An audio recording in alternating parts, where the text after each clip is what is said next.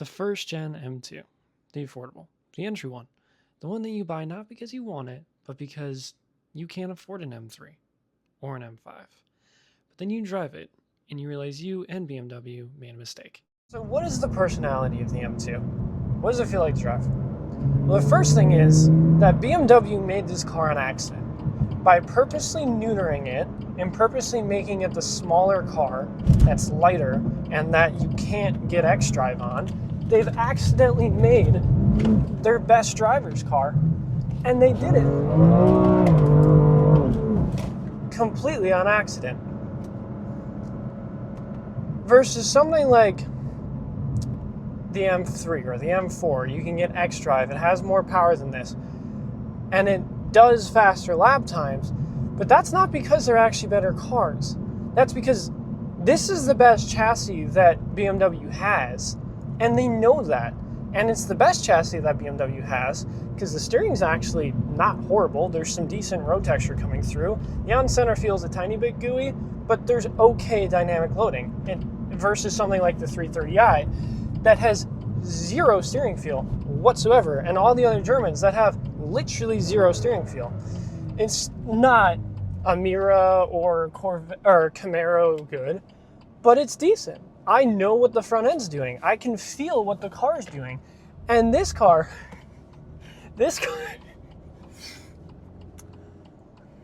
I have seen more loyalty in TikTok thoughts with 3 million followers than I have with this car and its rear tires. It does not care about them at all. It just wants to eat them constantly. I don't know if you noticed, but even back there, I kind of snapped on me a lot more than I was expecting. And that's what makes this thing fun to drive, because at the limit, this thing is dangerous. Like, if you're not someone that's comfortable with counter steering way more than you think, way faster than you think, do not buy this car and don't drive it. Genuinely. Like, there's levels to this. This, like something like the 86, it oversteers everywhere. But because it's light and it's low grip and it's low horsepower, it does it nicely and gently and carefully. And it's just like a little slow dance versus this thing is just bucket of water in the morning, straight to your fucking face.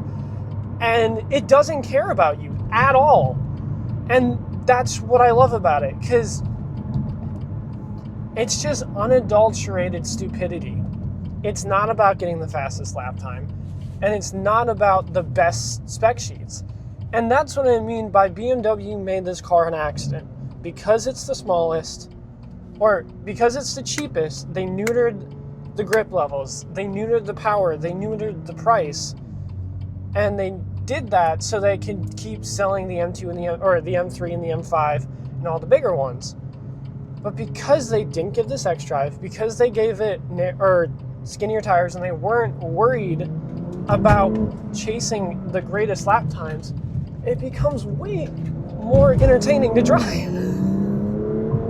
Because it actually feels alive. And like, I'm just piddling around on normal city streets. I do not have good back roads here because I'm in Mexico. You can tell by all the pine trees. And even like the DCT in here, it's fast. It doesn't affect my ability to have fun versus like the new ZFs, 8 speeds.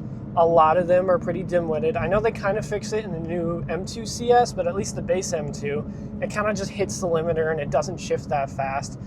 So the DCT kind of bucks you on upshifts. The downshifts are responsive. And this car feels like what old BMWs were supposed to be. Engaging. A little bit dicey at the limit, but fun.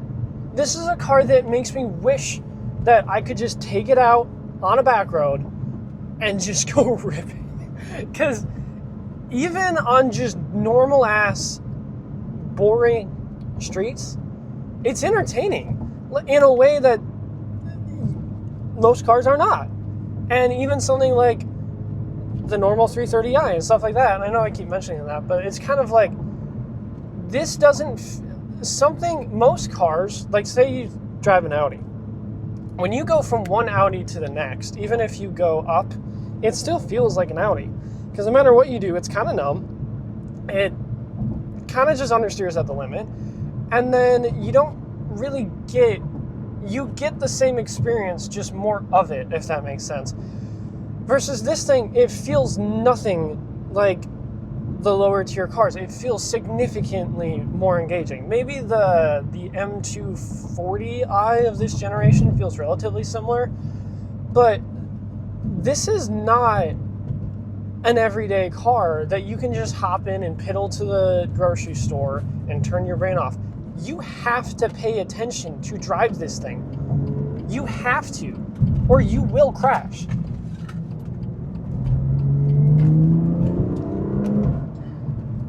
And it's better for that. It needs that. It can't just be a milk float, and it's not.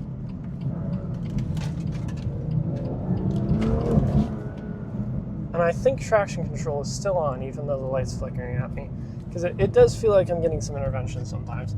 So, but what's my point in all this?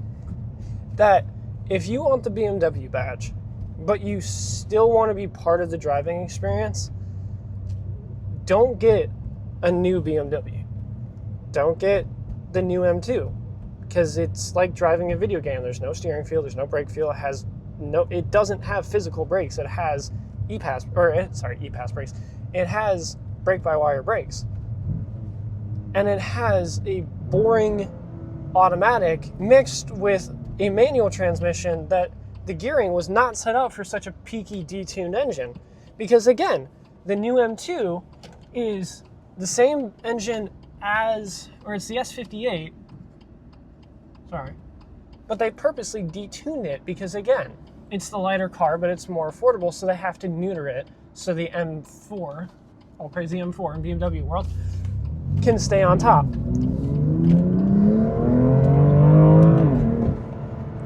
Don't buy a new BMW. Buy this thing.